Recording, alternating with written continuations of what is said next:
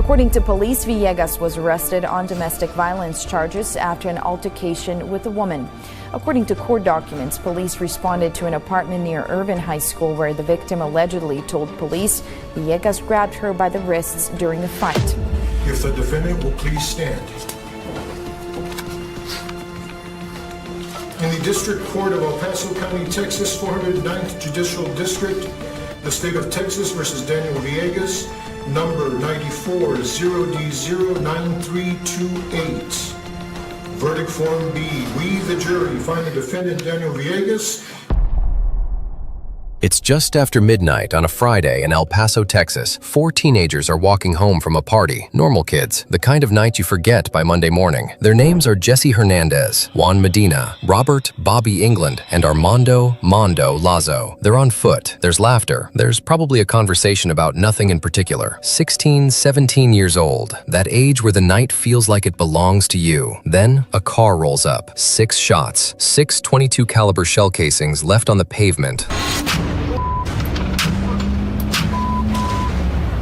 Like punctuation marks at the end of a sentence that nobody asked to be part of. Bobby England is hit in the head at the scene. He dies. Mondo Lazo is hit and staggers to a nearby house. He dies there. Jesse and Juan survive. And just like that, in the span of seconds, 2 families lose a son, a neighborhood loses its innocence, and El Paso Police Department faces the pressure that every department faces when the victims are young. Solve this fast. The problem with solve this fast is what it sometimes produces. 11 days after the shooting, El Paso police arrest a 16-year-old. According to police, Villegas was arrested on domestic violence charges after an altercation with a woman.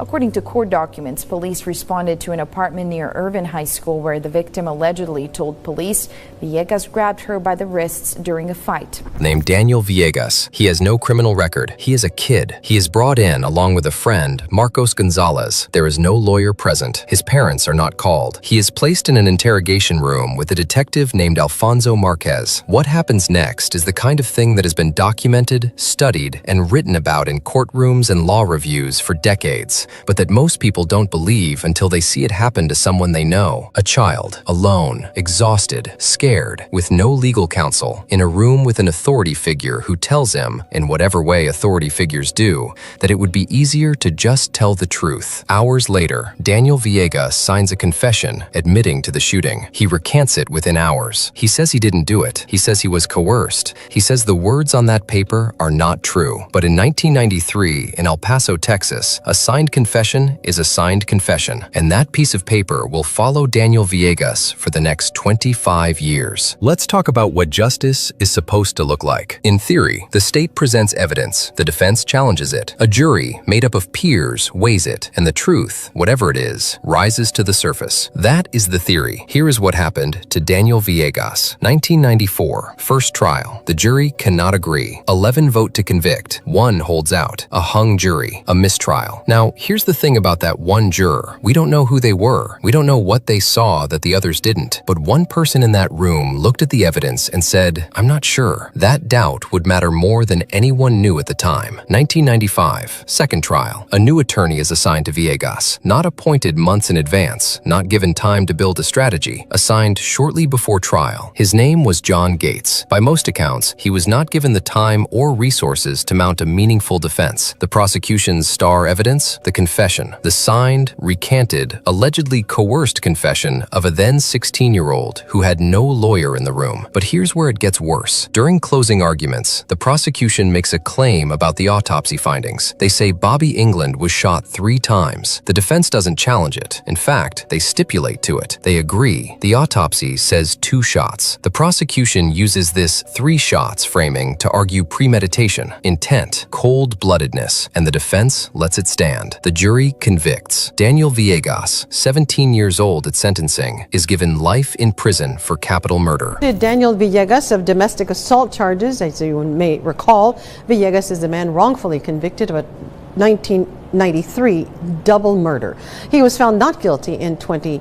18. He will spend the next 18 years behind bars. Before we go any further, let's slow down and look at what the physical evidence actually said, because this is the part that gets lost in the headlines. The two surviving witnesses, Jesse Hernandez and Juan Medina, gave statements in the immediate aftermath of the shooting. In those initial statements, neither could identify the shooter. Juan Medina described the car as likely red or maroon. Neither man pointed at Daniel Villegas and said, "That's him." Now, the prosecution also brought in other witnesses. A cousin of Villegas, named David Rangel, who said Daniel had talked about the shooting, a childhood friend. But under cross-examination, both would eventually testify that what they heard sounded more like bragging and joking, the kind of bravado teenagers perform, rather than a genuine admission. And then there's the physical evidence. No firearm was ever recovered and linked to Daniel Villegas. No DNA, no forensic evidence placing him at the scene. 6 shell casings, 2 dead teenagers, and a signed confession from a 16-year-old who had no lawyer. That was the case. Now let's talk about what the post-conviction investigation found that the original trial never revealed. In the years following the conviction, investigators and post-conviction advocates began pulling on threads. The original theory was that Daniel Villegas hadn't acted alone, that several other teenagers had participated in the shooting. Their names appeared in statements. Some were arrested, some were charged. But here's what nobody followed to its logical conclusion at the time. One of the alleged participants, a young man named Enrique Ramirez, was in jail on the night of the shooting. He could not have been in that car. Another alleged participant, Fernando Lujan, was on electronic house arrest. He was literally being tracked by a monitor. He couldn't have gone anywhere. 2 of the people supposedly in the vehicle couldn't have been there. Think about what that means for the confession. If the confession names accomplices who physically could not have participated, then the confession, the entire foundation of the prosecution's case, was built on something that couldn't have happened the way it was described. And then there are the alternative suspects the defense identified, brothers named Rudy and Javier Flores. The record shows that Rudy had allegedly threatened one of the victims in the weeks before the shooting. Javier was later connected to gunfire involving a .22 caliber weapon near the same neighborhood. A vehicle associated with them matched the description of the car witnesses described. These leads were not pursued to completion. They existed as what the legal record calls reasonable doubt evidence, not proof that these men did it, but proof that the police had another thread they never fully pulled. The prosecution, after Villegas was acquitted in 2018, would still publicly state that they believed he was guilty and that there were no other suspects. The record disagreed with that second part. For 12 years after his conviction, Daniel Villegas sat in a Texas prison, maintaining his innocence to anyone who would listen. Most people don't listen for 12 years. The world moves on. Cases go cold. People stop believing. But then, in 2007, something shifted. A man named John Mimbella, a local El Paso figure, described in court documents as a key supporter, took up the cause. He began pulling people together, making noise, keeping the case alive, and the case reached the Center on Wrongful Convictions at Northwestern Pritzker School of Law,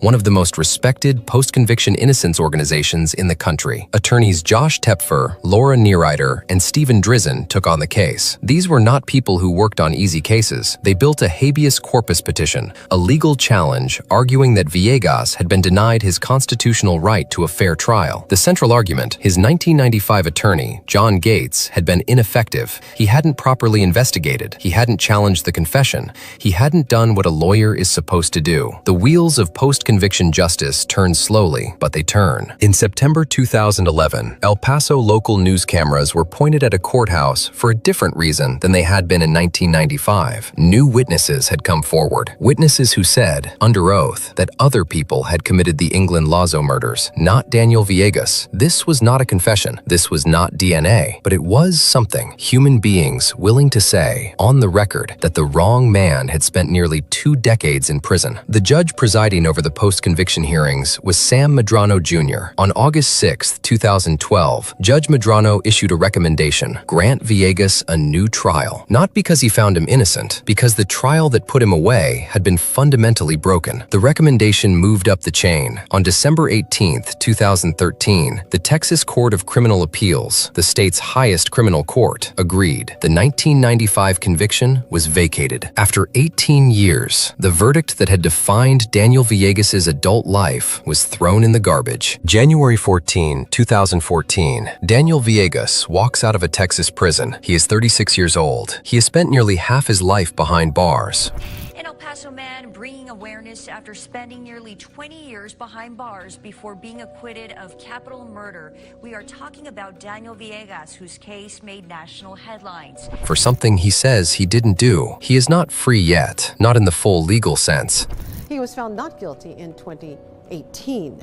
He is out on bail. The state can still retry him. The prosecution still believes he is guilty. The case is still technically open, but he can sleep in a bed that doesn't belong to the Texas Department of Criminal Justice. He can see the sky when he wants to. He can watch a TV show without it being a privilege. He is not free yet, but he is out. And then something happens that nobody expected, or maybe everybody expected, because life doesn't wait for legal proceedings to conclude. Within those 4 years on bail, Daniel Villegas becomes a father. He has 2 children, 2 kids who know their dad as a dad and not as a name on a prison visitors list. The prosecution is still building its case for a 3rd trial. Here is where the legal story turns. Judge Medrano, the same judge who had recommended the new trial, makes another ruling. The 1993 confession? Suppressed, inadmissible, coerced, unreliable. The product of a 16-year-old interrogated without a parent, without an attorney, under circumstances that no court should have allowed to produce evidence in the first place. The state does not appeal this ruling. Think about what that means. The confession, the one piece of evidence that had put Daniel Villegas in prison for 18 years,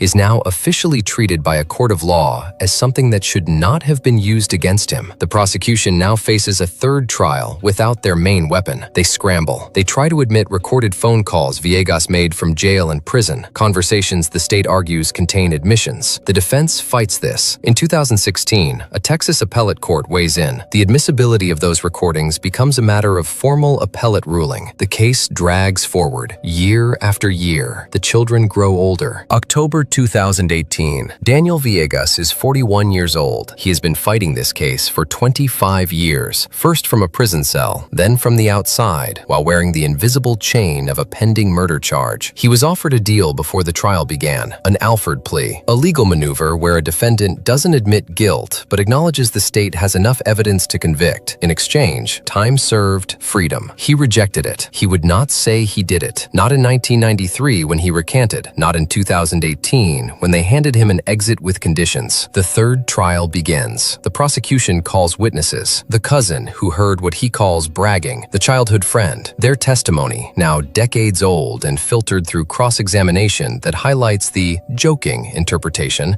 is the center of the state's case. There is no confession. There is no DNA. There is no gun. The defense presents the counter-narrative, the alternative suspects, the impossible accomplices, the interrogation that shouldn't have produced anything reliable, the autopsy facts that the 1995 prosecution got wrong. The jury deliberates. 5 days into the trial, October 5, 2018, the jury sends a message to the judge. They've reached a verdict.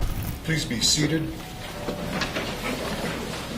The record should reflect the attorneys for the state, the attorneys for the accused are present in the courtroom. In the gallery, there are people who have been fighting this case since 2007, people who wrote letters, people who showed up at hearings, families who prayed and waited and wondered if the system would ever do what it was supposed to do. The court has received a message from the jury indicating that they've reached a verdict. If the defendant will please stand. Madam Presiding Juror has in fact reached a verdict. Daniel Villegas stands. 25 years. It has all led to this room. In the District Court of El Paso County, Texas, 409th Judicial District, the State of Texas versus Daniel Villegas, number 94-0D09328. Verdict Form B. We, the jury, find the defendant Daniel Villegas not guilty. The cheering goes on for almost 10 seconds. 10 seconds that contain 25 years. Mr. Villegas, you have been under many conditions in this court. You are no longer under any conditions in this court. You are free to leave. Thank you. Good luck. You are free to leave. 4 words, 25 years in the making. Before we keep going, I need to stop and correct something. If you've seen this case on social media, Daniel Villegas spent more than 20 years in jail after he was wrongfully convicted of capital murder in the fatal shootings of Robert England and Armando Lazo.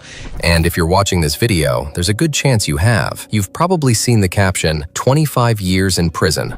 For the first time since he was 16 years old, 25 years ago, Daniel Villegas is a free man. That number comes from the courtroom narrator in the verdict video, and it's not exactly wrong, but it's not exactly right either. The National Registry of Exonerations, one of the most meticulous legal databases in the country, records Daniel Villegas' release on bail as January 14th, 2014. He was out of prison for 4 years before the 3rd trial. The registry calculates his years lost at approximately 18.4 years. That is the number of years the system consumed from his life. 18 years. Not nothing, not a rounding error, but not 25 years of incarceration. 25 years is the span from 1993 to 2018, from the night of the shooting to the not guilty verdict. Why does this matter? Because if we're going to be angry about what happened to Daniel Villegas, and we should be angry about the right thing in the right way. 18 years, incarcerated as a teenager, convicted on a coerced confession obtained without a lawyer for murders he says he did not commit. That is already an almost incomprehensible injustice. We don't need to exaggerate it. The truth is enough. Here is perhaps the most revealing moment in this entire case, not in the courtroom, but outside it. After the jury returned a not guilty verdict, a spokesperson for the El Paso County District Attorney's Office made a statement. The office, they said, still believed Daniel Villegas was responsible, and this is the part you need to sit with, they said there were no other suspects. This, despite the fact that the post-conviction record includes a prior threat against one of the victims weeks before the shooting, a vehicle match, a confiscated .22 caliber firearm connected to one of the alternative suspects, with ballistics test results that, according to the registry, were never released. 2 men named as Villegas' accomplices who were physically incapable of being there that night. The prosecution is entitled to believe what they believe, and a not guilty verdict does not mean a court found the defendant innocent. It means the state failed to prove guilt beyond reasonable doubt. But no other suspects is a statement the record does not support, and that matters, because if there are no other suspects, the England and Lazo murders are closed in the DA's mind. And if they're closed with a wrong answer, then nobody is looking for the right one. Bobby England and Mondo Lazo deserve better than that. Most people think the story ends with the verdict. For Daniel Villegas, it didn't. In 2015, while the 3rd trial was still being prepared,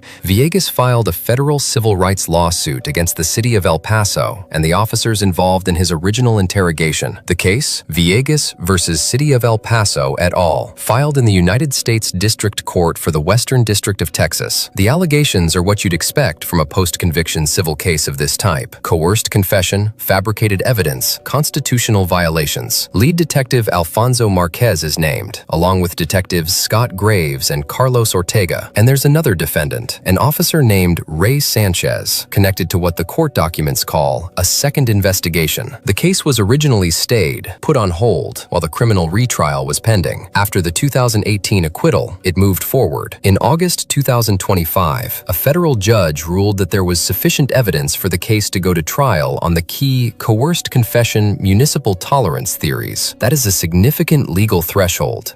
It means a judge reviewed the evidence and said a reasonable jury could find for the plaintiff. On December 9, 2025, the presiding federal judge, David C. Guadarrama, issued an order bifurcating the case. The claims are being split in 2. First, the individual officer liability claims tied to the original 1993 investigation. Second, the municipal liability claims, the Monell claims, which argue the city of El Paso had a pattern or practice of tolerating this kind of misconduct. The second investigation claims, tied to Officer Sanchez, are stayed pending the resolution of an appeal before the 5th Circuit. As of March 2026, that is where the case stands. Still moving, still fighting, still unresolved. 18 years in prison, 4 years waiting on bail, and now years into a federal civil suit trying to hold accountable the system that broke him. I want to take a step back from Daniel Villegas specifically and talk about what his case represents. Because Daniel Villegas is not a unique story. He is one data point in a pattern that is painfully well documented. The Innocence Project Project has documented hundreds of wrongful convictions in the United States. In cases where DNA evidence later exonerated someone, nearly 30% involved a false confession. 30%. 1 in 3 people exonerated by DNA had confessed to something they didn't do. How? How does that happen? The research on this is clear. Interrogation techniques designed to produce confessions, sleep deprivation, psychological pressure, the Reid technique, hours of isolation, are extraordinarily effective at producing confessions from people who are exhausted, frightened, and young. Teenagers are especially vulnerable. Their brains are literally not fully developed. The prefrontal cortex, the part responsible for long-term decision-making, doesn't finish developing until the mid-20s. A teenager in an interrogation room, told that confessing will make things easier, may genuinely not be able to evaluate the long-term consequences of signing that paper. Daniel Villegas was 16. He was alone. There was no lawyer. His parents were not called. The people at the Center on Wrongful Convictions, Josh Tepfer, Laura Neerader, Stephen Drizin, have spent careers documenting this exact phenomenon. Drizin in particular has written extensively about false confessions in juvenile cases. And yet in 1995, a jury still looked at that signed paper and said, that's enough, because a confession feels like truth. It feels like the end of a question, even when it isn't. Daniel Villegas is 48 years old. He has 2 children. He is publicly visible through his role as the plaintiff in the civil rights case. He continues to be a figure in El Paso's ongoing conversation about justice and accountability. In July 2024, he was arrested on a separate charge, domestic assault. Local news covered it extensively because his name carries weight in this city. In December 2024, a jury acquitted him on that charge. I'm not going to editorialize heavily on the 2024 case. It was separate from the murder case. He was tried and acquitted. That is what happened. But I will say this, when you spend 2 decades in the criminal justice system, even as the wronged party, you do not emerge unchanged. Prison systems are not rehabilitation programs. They are not designed to send you back into the world with the tools to thrive. They are designed to contain. What happens to a person who enters at 16 and emerges in some fundamental sense at 36? What does re-entry look like? What does normal look like when you've never had it? These are not questions with easy answers, and they are questions that every case like this one forces us to confront. There are 2 ways to watch the verdict video. The first way is as a triumph. The system worked, eventually. A man accused of something he didn't do was ultimately found not guilty. The jury did its job. The judge set him free. The American legal system, flawed and slow and brutal as it is, ultimately produced the right result. The second way is as a horror story wearing a happy mask. Because what does it mean that it took 18 years in prison to get there? What does it mean that the coerced confession of a 16-year-old without a lawyer was the cornerstone of 2 trials? What does it mean that the state, after losing, still said there were no other suspects, while a confiscated weapon sat with unreleased ballistics results? What does it mean that the victims' families, Bobby England's family, Mondo Lazo's family, may still not have the truth? The not guilty verdict freed Daniel Villegas. It did not give those families an answer. It did not return 18 years. It did not unsign the confession from 1993. It did not erase what a 16-year-old boy experienced in that interrogation room. Justice, when it arrives this late and this incomplete, is not justice in any meaningful sense of the word. It is the legal system doing the bare minimum after decades of failure. And Daniel Villegas' case is not a success story. It is a warning. On October 5th, 2018, a judge in El Paso, Texas, looked at a 41-year-old man who had spent the better part of his life in legal purgatory and said 4 words: "You are free to leave." What those words cost in years, in childhood, in fatherhood, in the mundane everyday freedoms that the rest of us take completely for granted, cannot be calculated on any ledger. What those words represent, the confession that should never have been used, the trial that should never have proceeded the way it did, the alternative suspects who were never seriously pursued, is still playing out in a federal courtroom. The civil case continues. The ballistics results are still unreleased. Bobby England and Mondo Lazo still don't have justice, and Daniel Villegas is still fighting. If this case taught you anything, I hope it's this: a confession is not the truth. It is a document, and documents can be produced by fear. The England Lazo murders, El Paso, Texas, 1993, still open in every way that matters. 4 words: you are free to leave. Most people will hear those words at some point in their lives, leaving a job they hate, a relationship that broke them, a city that never fit. But Daniel Villegas heard them for the first time at the age of 41, because at 16, a detective took those words away away from him, and it took 25 years to get them back. A man accused in a pizza delivery driver's murder answered to the charges today.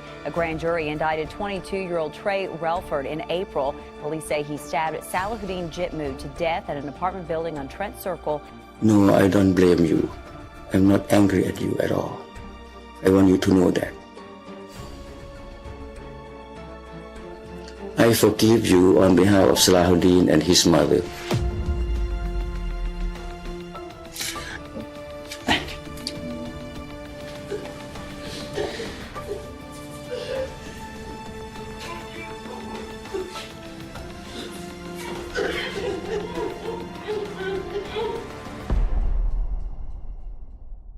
Lexington, Kentucky, April 19, 2015, 11:47 p.m. The city was quiet. Most people were asleep, but Salahuddin Jitmood, everyone called him Salah, was still working, 22 years old, a Pizza Hut delivery driver, a kid from a good family, described by everyone who knew him as gentle, generous, full of life. It was his last delivery of the night. He drove to the Walnut Hill apartment complex on Trent Circle Road, parked, grabbed the insulated bag, walked toward the building. He never came back out. Officers found his body in a breezeway. His throat had been cut.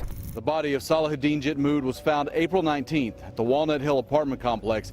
He was working as a pizza delivery driver at the time. His pizza bag, his food, and a wallet containing about $90, all gone. Salahuddin Jitmood had been lured, ambushed, robbed, murdered. A man accused in a pizza delivery driver's murder answered to the charges today. A grand jury indicted 22-year-old Trey Relford in April. Police say he stabbed Salahuddin Jitmood to death at an apartment building on Trent Circle. And the man behind it all? He wasn't some ghost. He'd placed the order himself. Police worked fast. The delivery order had been placed using a phone app called Hushed, a service that masks your real number with a fake one. Clever, or so the killer thought. Detectives traced the masked number back to an AT&T account. The account belonged to a 22-year-old man named Trey Alexander Relford. Investigators used a calculated move. They knocked on Relford's door, posing as officers investigating an unrelated domestic violence call. Relford let them in. He gave consent to search his phone. That phone was a treasure chest of evidence. After downloading its contents, police brought Relford in for a second interview. This time, he talked. Police say Trey Relford killed that man back in April. Originally, he was one of 3 people charged in that case. He confessed to planning the robbery. He described details that only the killer would know. Relford was indicted on charges of murder, robbery, and tampering with physical evidence. After his arraignment, his attorney said this case could take some time. A second call to redirect the delivery order, the exact type of pizza, the contents of the victim's wallet. Trey Relford didn't just participate in the murder of Salahuddin Jitmood, he organized it. Lexington authorities officially charged Trey A. Relford with murder, first-degree robbery, and tampering with evidence. 2 other men, 30-year-old Antonio Lewis and 28-year-old Cameron McClellan, were also initially charged in the April attack. But when the Fayette County grand jury convened, they indicted only one man, Trey Relford. For over 2 years, the case worked its way through the system. Relford's attorneys fought hard on pretrial motions. They tried to suppress the phone evidence. They tried to admit hearsay statements by his co-suspect McClellan. Both attempts failed. The evidence was clean. The confession was real. And the weight of what happened to Salahuddin Jitmood wasn't going anywhere. October 26, 2017. Relford will be back in court for a pretrial hearing on September 17th. He also has a status hearing scheduled for October 9th. Which meant he preserved the right to appeal certain evidentiary rulings. Relford was arraigned this morning in circuit court. His attorney entered a not guilty plea for him. He pleaded guilty to complicity in murder, complicity in first-degree robbery, attempted tampering with physical evidence. Under Kentucky law, complicity to murder is treated identically to first-degree murder. This was as serious as it gets. Prosecutors laid out what Relford had done. He provided the knife, he set up the robbery, and when it was over, he ate the pizza. Sentencing was set for November 7, 2017. The Jitmood family had flown in from Thailand. They had something to say. We're in Lexington, Kentucky, November 7th, 2017, and the sentencing of Trey Alexander Relford. He's pled guilty to the 2015 murder and robbery of Salahuddin Jitmood, a 22-year-old who'd been delivering pizzas. Jitmood was making his final delivery of the night when Relford and 2 accomplices lured him into their apartment complex, then robbed and stabbed him to death. Do you swear or affirm that the testimony you're about to give will be the truth, the whole truth, and nothing but the truth? Yes, I do.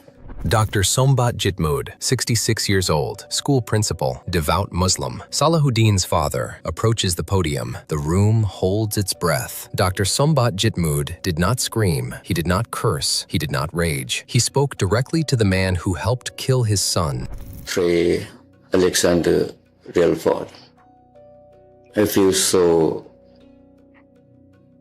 sad for you that you have to be in this situation. I wish I could help you, as I help my son to be a good citizen. If Salahuddin were to be here, if he alive, he would forgive you. That's the way he was. That's the way he is.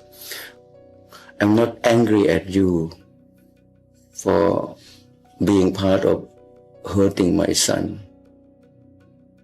I'm angry at the devil.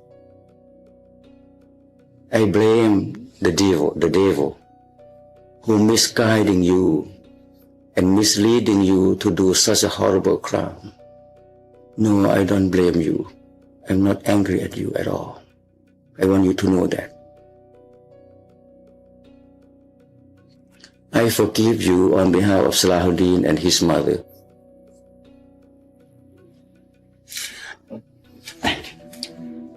A father had just forgiven the man who helped murder his son in open court to his face. Mr. Relford, do you wish to make a statement? Yes, ma'am. I'm sorry about what happened that day. But I do applaud you, because it takes a powerful man to know that somebody has hurt them and do what you, get up there and say what you just said. I have a child. She is 4.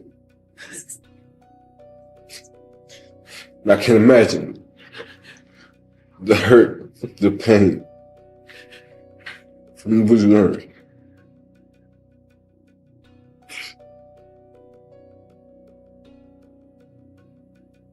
Just tell us how you do it. When I thank you for your forgiveness. Dr. Sombat Jitmud walks across the courtroom. He opens his arms.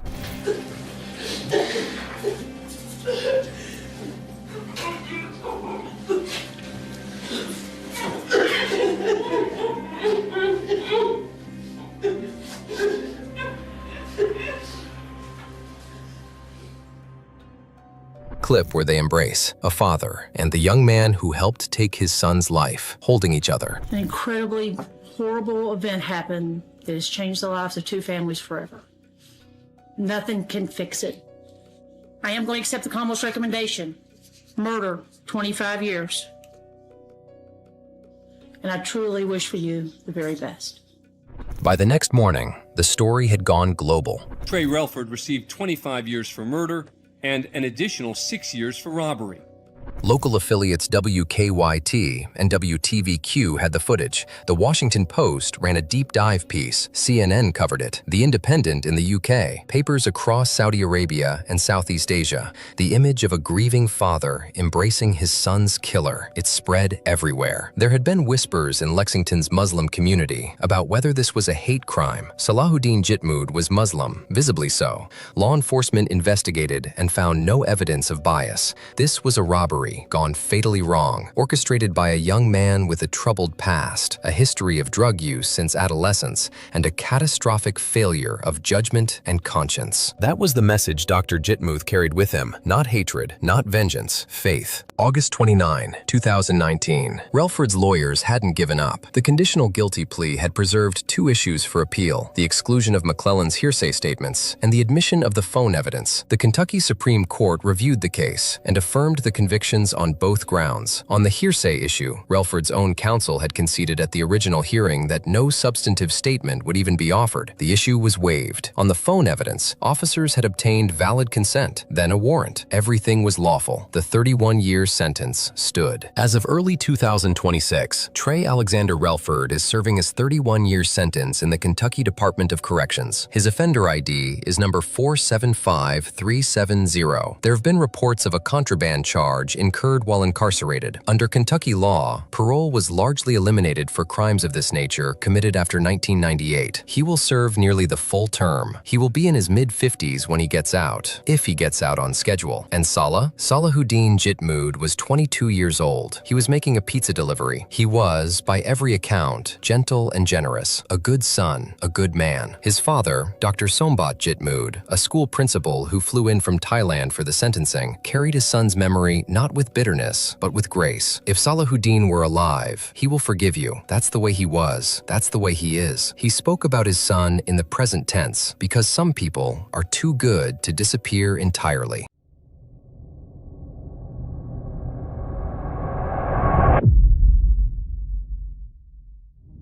Late one night in May 2023, a taxi driver in Busan, South Korea, grew suspicious of his passenger, a quiet young woman with a heavy, blood-stained suitcase. Alarmed, he alerted the police. The next day, authorities discovered a horrifying scene. Inside the abandoned suitcase were human body parts, the grisly evidence of a murder. They quickly traced the crime back to Jung Yu Jung, a 23-year-old who had been in the taxi. What they uncovered about Jung and her motive stunned the nation and the world.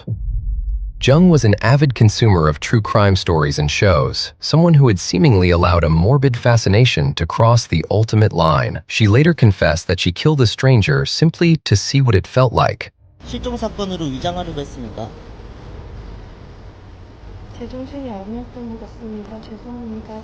This case would soon be known as the murder out of curiosity, a phrase that sent chills down the spines of millions.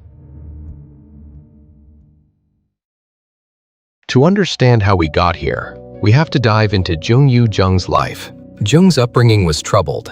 She was effectively abandoned by her parents at an early age and raised by her elderly grandfather. Described as a loner, she struggled to find direction in life. After finishing high school in 2018, Jung had no employment or university placement to anchor her future. In fact, she attempted to get into college multiple times and failed each time, a pattern of rejection and disappointment that left her isolated and frustrated. Living a reclusive life at home, Jung found escape in a peculiar hobby, consuming true crime content obsessively. She spent endless hours watching crime documentaries and reading novels about serial killers and murderers. Over time, this morbid curiosity started to consume her. Jung wasn't just interested in these stories, she was engrossed. Police later noted that she checked out countless books on crime from the library and scoured the internet for information on how murders are committed and how bodies can be hidden. It was as if she was studying for an exam, only the subject was murder. As Jung's obsession deepened, a dark idea took root in her mind. What if she tried it for real? Many people enjoy true crime as harmless entertainment or a way to understand evil, but Jung was different. By early 2023, she'd allegedly begun to fantasize about committing the perfect crime. Investigators would later find that she methodically researched how to kill without getting caught, from methods of murder to techniques for disposing of a corpse. In her secluded bedroom, Jung meticulously plotted a way to turn the gruesome stories she loved into reality. This was no impulsive act. It was premeditated to a disturbing degree. Jung's plan for murder needed one crucial element: a victim. She wasn't interested in killing someone she knew or had a grudge against. In fact, it would be a complete stranger, an innocent person chosen at random. To avoid drawing suspicion, she sought a target who would willingly let her get close. That's when Jung turned to a popular tutor matching app, a service where private tutors and students, or their parents, connect for lessons. In this seemingly benign educational app, Jung saw the perfect hunting ground. Posing as the mother of a 9th grade girl, she messaged tutor after tutor, claiming she needed an English teacher for her daughter. Her profile appeared like that of a concerned parent seeking help for her child, nothing that would raise alarm. Jung's deception was elaborate. She even purchased a high school uniform to disguise herself as a student when the time came. For months, Jung trolled the app, approaching at least 54 different tutors with the same story. Most were women, perhaps intentionally. She targeted female tutors, whom she might perceive as more trusting or physically vulnerable. Many tutors didn't bite, or insisted on meeting in public, but Jung persisted relentlessly. She was searching for the perfect opportunity, a tutor who would agree to hold lessons in their own home where she could catch them alone. It was a bold and chilling strategy, effectively inviting herself into a stranger's home under false pretenses. But this wasn't Jung's only plan. As later investigations revealed, she had tested other ways to find a victim, even before the tutor plot came together. Just one day prior to the ultimate crime, on May 25, 2023, Jung arranged to meet another young woman for a walk along the Nakdong River, perhaps intending to kill her by the isolated riverbank. That plan fell through when the walking path turned out to be too crowded with passers-by for an attack. On another occasion, Jung tried to lure a teenage boy to the same area via online chat, but the boy became suspicious of her odd behavior and refused to meet. These failed attempts showed just how determined and disturbingly creative Jung was in her quest to commit murder. She was actively hunting for the right victim and scenario, adapting her methods when one approach didn't work. Finally, Jung's persistence on the tutoring app paid off. In late May 2023, one of the tutors she contacted agreed to a lesson at her home, taking Jung's bait. The tutor was a 26-year-old woman, a university student who did freelance tutoring on the side. For her privacy and out of respect, the victim's name was never released to the public. She's known only as a young woman trying to earn a living by helping others learn. This tutor had no personal connection to Jung. She was a complete stranger, chosen only because she said yes to a home lesson. It's haunting to imagine. Out of dozens of people Jung approached, this particular tutor was simply unlucky enough to fit into the killer's plan. Before the lesson, Jung put the final pieces of her disguise in place. She had the school uniform she bought online, and on May 26, 2023, she dressed herself in that outfit, transforming into the appearance of an ordinary high school student. Jung was physically petite, short enough that in uniform, she truly looked like a teenager. Satisfied that she could pass as the fictional 9th grade daughter, Jung headed to the tutor's residence in Busan. She carried with her a carefully prepared murder kit, which likely included a weapon. Authorities later noted the attack was premeditated, though they haven't publicly specified the exact knife or tool she used. What we do know is that Jung had every intention that day of carrying out the bloody deed she had been obsessing over for months. It was a warm afternoon on May 26, 2023, when the tutor opened her door to greet her new student. She saw a young girl in a school uniform, timid and soft-spoken, standing there alone. Perhaps the tutor found it a bit odd that the girl's mother wasn't with her, but she likely assumed the mother was busy and had sent the girl on her own. The disguise worked. The tutor believed Jung was just a school kid and welcomed her inside for the lesson. It would be the last mistake this kind-hearted educator ever made. Inside the tutor's home, a quiet, cozy space that should have been safe, Jung Yoo-jung's dark plan sprang into action. At some moment during the session, Jung produced the weapon she had brought and launched a frenzied attack. She stabbed the unsuspecting tutor again and again, a frenzy of violence that defies comprehension. Later forensic analysis revealed that Jung stabbed her victim over 110 times. The brutality is staggering. Over 100 knife wounds inflicted on a woman who had simply opened her home to help a student. Jung's rage and determination in that moment must have been immense. According to reports, she even continued stabbing after the victim had already died. It was overkill in the most literal sense. One can only imagine the horror and confusion the victim must have felt in her final moments. A home that moments ago was filled with the routine atmosphere of a study session had turned into a bloodbath. Yet for Jung, this was the twisted culmination of her curiosity. She had done it. She had killed an innocent person, just as she had envisioned. But her gruesome work was not finished. Now she faced a practical problem that she had long prepared for: how to get rid of the body. The scene in the tutor's home was nightmarish. Blood soaked into the floor and furniture, and a lifeless body lay there. Jung, however, did not panic. In a display of eerie calm and calculation, she moved to the next phase of her plan. First, she left the crime scene temporarily, stepping out to retrieve supplies for disposing of the corpse. CCTV cameras later showed Jung casually leaving the victim's apartment, only to return shortly after. During this interlude, Jung went back to her own house nearby to grab a large black rolling suitcase she had ready. She also stopped by a local store, likely a convenience shop or supermarket, where she purchased garbage bags and bleach. These ordinary items were about to serve a horrifying purpose. Returning to the tutor's residence with cleaning supplies and the suitcase, Jung set about the grisliest task of all: dismembering the body. She laid out garbage bags and, with chilling composure, cut apart the victim's corpse to make it easier to hide. She even severed off the victim's fingers to impede identification via fingerprints. fingerprints. It's a detail that underscores just how cold-blooded and premeditated her actions were. Young had learned from her true crime research that a body with intact fingerprints could be quickly identified, so she literally tried to scrape away the victim's identity. She wasn't entirely successful in that regard, but she did take further steps. Young gathered the victim's mobile phone, ID card, and wallet and kept them. By removing the victim's personal items and identification, Young hoped to delay the discovery of who the victim was. In her mind, if no ID was found with the remains, the police might think the victim simply vanished. All of this was part of Young's fantasy of committing a perfect crime, a murder with no traces leading back to her. After the gruesome dismemberment, Young packed many of the body parts into the suitcase she had brought. The rest of the remains she sealed in bags. Some of those she decided to leave at her own home, perhaps planning to dispose of them later in multiple trips. Before zipping up the suitcase, she likely cleaned up as best she could, wiping down surfaces, using bleach to destroy evidence of blood. But blood has a way of getting everywhere in a crime scene that violent. There's only so much one person can do in a short time. Still, Young was moving with conviction and chilling steadiness, not terror. A forensic psychology professor, Lee Soo-young, later remarked that Young's lack of panic was extremely unusual. Even many seasoned criminals feel some terror or hesitation after a first kill, but Young was as composed as if this were just a routine chore. In a final act of deception, before she left the tutor's apartment, Young peeled off her bloody school uniform and changed into the victim's clothes. Think about that. She literally dressed herself in the clothes of the woman she had just brutally murdered. This served two purposes. One, her school uniform was likely stained with blood. She needed clean clothing to exit the scene without drawing attention. Two, if anyone saw her from a distance, they might actually mistake her for the victim. After all, now she was an adult woman walking out, not a schoolgirl. In some twisted way, Young was assuming the victim's outward identity, if only for a short time. In fact, some experts speculate that Young envied the victim's life to the point of wanting to inhabit it. The tutor had a prestigious education and promising future, everything Young felt she lacked. Young keeping the victim's ID card could even suggest she had fantasized about taking over her identity entirely. This theory of envy adds another disturbing layer to the crime. It wasn't just curiosity, it might have been jealousy and yearning to become someone else. With the suitcase now packed and her appearance altered, Young left the crime scene. It was likely night by then. She hauled the heavy suitcase, now filled with the weight of her terrible secret, out of the apartment and onto the street. Security camera footage later revealed a small framed figure, Young, dragging a black rolling suitcase away from the victim's home under cover of darkness. Neighbors didn't notice anything unusual at the time. A young woman leaving with luggage could mean anything, perhaps a late-night trip. No one could imagine the true contents of that bag. Outside, Young hailed a taxi. When the cab pulled up, she loaded the bulky suitcase into the trunk. The driver took note of her destination request, an area near the banks of the Nakdong River on the outskirts of the city. It was a fairly long drive from the urban neighborhood, and notably, a secluded, wooded area by the water. During the ride, the taxi driver later recalled that his passenger seemed quiet and unremarkable, except for one thing. The suitcase had a strange, metallic smell, and there were smears or stains that looked like blood on it. One can imagine the driver's growing unease as he drove through the night, perhaps glancing in the rearview mirror at the young woman who sat calmly after, unbeknownst to him, committing unspeakable violence. Young had shown extraordinary composure up to this point. She likely felt confident that she had covered all her bases. She had cleaned the scene, disguised herself, taken identifying items, and now was moments away from disposing of the body. Her plan for the perfect crime was on track, or so she thought. The taxi reached a remote riverside forest area in Yongsan, along the Nakdong River, under the cloak of darkness. Young stepped out, thanked the driver, and wheeled the suitcase out to a hidden spot among the trees. There, she abandoned the suitcase full of body parts, leaving it to the elements. The remainder of the victim's remains, those she hadn't packed, were still back at Young's own house, but she probably intended to dispose of those soon as well. Satisfied that she had distanced herself from the corpse, Young allowed the taxi driver to take her back, or perhaps she went on foot from there. We do know that she made her way home after dumping the evidence, likely believing she had just gotten away with murder. However, fate and basic human vigilance intervened. The taxi driver could not shake his suspicions about that odd young passenger with the ugly, stained suitcase. Something in his gut told him something was very wrong. After dropping Young off, the driver made the courageous decision to report his encounter to the police, describing the woman and the location where he had driven her. This quick-thinking Good Samaritan would prove to be Young's Jung's undoing. The so-called perfect crime was about to unravel in less than 24 hours. When Busan police received the taxi driver's tip, they wasted no time. Officers were dispatched to the remote area by the Nakdong River, where Jung had dumped the suitcase. There, in the woods, they found the abandoned suitcase, and the horrifying contents confirmed their worst fears. Inside were human remains, sliced and packaged grotesquely. It didn't take long for investigators to link this discovery to a missing persons report that was likely filed when the 26-year-old tutor hadn't been heard from. Perhaps her family or friends became concerned quickly, or the connection was made through the tutoring app records. By the next day, May 27, 2023, police had identified Jung Yoo-jung as the prime suspect and arrested her at her home. The arrest itself yielded even more damning evidence. A search of Jung's residence uncovered blood-stained clothes and body parts that she had kept from the victim. Investigators likely found the victim's severed remains that Jung hadn't managed to dispose of yet, as well as the victim's phone, ID, and wallet hidden among Jung's possessions. In other words, when confronted by police, Jung was literally caught red-handed with the blood of her victim and pieces of the crime in her own home. It was an open and shut case, at least in terms of evidence. Jung Yoo-jung had meticulously planned a murder, but her downfall was equally swift and sure. When taken into custody, Jung at first showed no visible remorse, according to police reports. In fact, her behavior was oddly detached, given the gravity of what had happened. However, faced with police interrogation, Jung did not immediately confess. Instead, she spun a bizarre series of lies in an attempt to evade responsibility. Initially, Jung claimed that she hadn't killed anyone at all. She told officers that she had stumbled upon the tutor already murdered by some other unknown person, and that she only took the body and dismembered it out of fear or confusion. This story was absurd on its face. Why would an innocent bystander decide to cut up a body and haul it away in a suitcase if they found a murder scene? The police certainly didn't buy it. Confronted with facts she couldn't explain away, like being caught on camera at the victim's home or being in possession of the victim's remains, Jung changed her story again. Next, she claimed that yes, she was present at the tutor's home, but that things had escalated accidentally. She insisted that she killed the tutor in self-defense during an argument. This too rang false. The ferocity of the attack, over 100 stab wounds, was not exactly consistent with an act of self-defense, and Jung's careful preparations, disguise, weapon, cleanup supplies, clearly showed premeditation rather than a sudden fight. As Jung cycled through these excuses, investigators kept pressing. The physical evidence was overwhelming. Police likely showed her the CCTV footage, the taxi driver's testimony, the search history on her computer, and so on. Interestingly, Jung's own family cooperated with law enforcement and urged her to come clean. Perhaps her grandfather or other relatives, upon learning what she was accused of, pleaded with her not to make things worse with lies. Under mounting pressure and unable to maintain her false stories, Jung Yoo-jung finally confessed to the truth. She admitted that she alone had planned and executed the murder of the tutor, a woman she had never met before that day. In a chilling admission, Jung reiterated that she did it simply because she was curious about killing. The case was solved. The killer was in custody and she had confessed. But the shockwaves of this crime were only just beginning to ripple through society. On June 2, 2023, a few days after her arrest, Jung was paraded in front of the press as police transferred her from the station to the prosecutor's custody, a common practice in South Korea for high-profile cases. Cameras flashed as this slight young woman, now a notorious murder suspect, stood with her head low, face covered by a bucket hat and mask. In front of reporters, Jung spoke briefly to address the public outrage. "I apologize to the victim and her family. I must have been out of my mind," she mumbled in a quiet voice. 실종 사건으로 위장하려고 했습니까?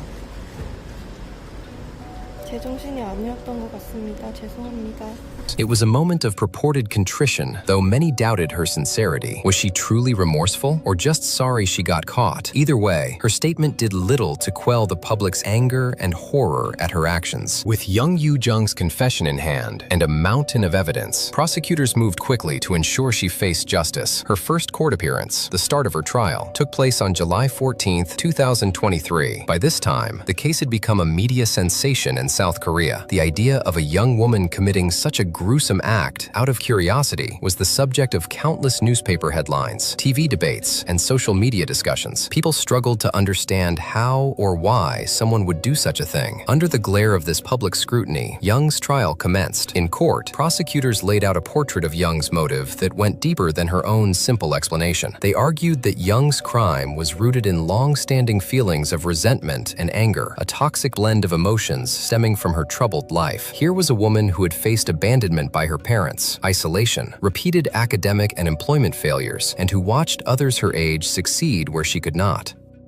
According to the prosecution's narrative, Young's obsession with true crime was not just entertainment, but also an escape and a twisted coping mechanism for her helplessness and rage at her own situation. The murder, then, was seen as an expression of that pent-up anger. She chose a successful young woman, the tutor was in university and doing well, as the target, perhaps out of envy and resentment. Young might have subconsciously wanted to destroy someone who embodied everything she felt she should have been. This theory aligned with Professor Lee Soo-jung's earlier analysis that Young possibly wanted to have what the tutor had, hinting at deep envy. For her part, Young's defense tried a very different tactic. They claimed that she was mentally disturbed and not fully responsible for her actions. When given a chance to speak, Young pleaded for a lenient sentence, alleging that she suffered from hallucinations and other mental health issues that drove her to kill. Essentially, her lawyers were suggesting that she was not in her right mind, despite her own previous remark about curiosity, and that perhaps she should be treated rather than punished harshly. It's not unusual in such heinous cases for defense teams to explore the insanity or diminished capacity route. However, in Young's case, this claim faced an uphill battle. Police had already stated that Young had no record of any diagnosed mental illness or prior psychiatric treatment. Moreover, the methodical planning and calculated cover-up efforts seemed starkly at odds with the idea of someone in a hallucinating daze. The prosecution countered her insanity claims with hard evidence of clear-headed preparation.